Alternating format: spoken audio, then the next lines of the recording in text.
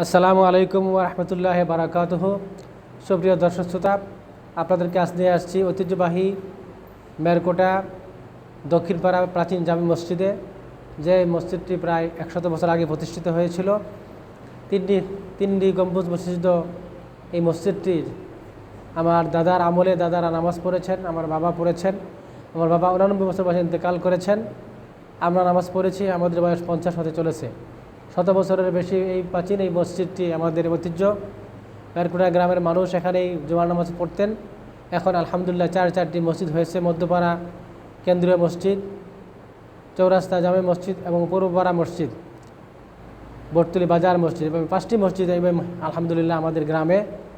আল্লাহ রাব্বুল আলামিন এই মসজিদটিকে এখনও টিকিয়ে রেখেছেন। এই মসজিদটির মেরামত প্রয়োজন এবং সংস্কার প্রয়োজন। আমি আশাবাদী ইনশাআল্লাহ এলাকাবাসীর সহযোগিতা নিয়ে এই মসজিদটি মেরামত বা সংস্কারের কাজ সম্পন্ন করার জন্য চেষ্টা চালাবো। আমার এই দক্ষিণপাড়াবাসী তারা এই মসজিদটি দেখাশোনা করছেন। তারা ইনশাআল্লাহ আরও বেশি আন্তরিক হবেন, এগিয়ে আসবেন। তাদেরকে ধন্যবাদ জানাই যে তারা মসজিদের 5 ওয়াক্ত নামাজ, আলহামদুলিল্লাহ মক্তব এবং ইমাম, খতিব, মুয়াজ্জিন তাদের সকলকে এখানে তারা সেবা দিচ্ছেন, রাখছেন।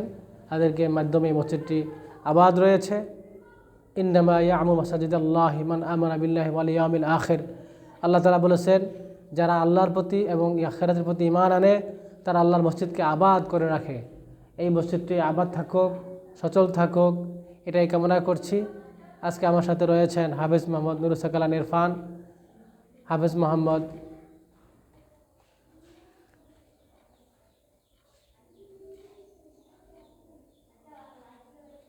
আরও যারা আছেন মুসল্লিয়ান, আমি সকলকে ধন্যবাদ জানাচ্ছি।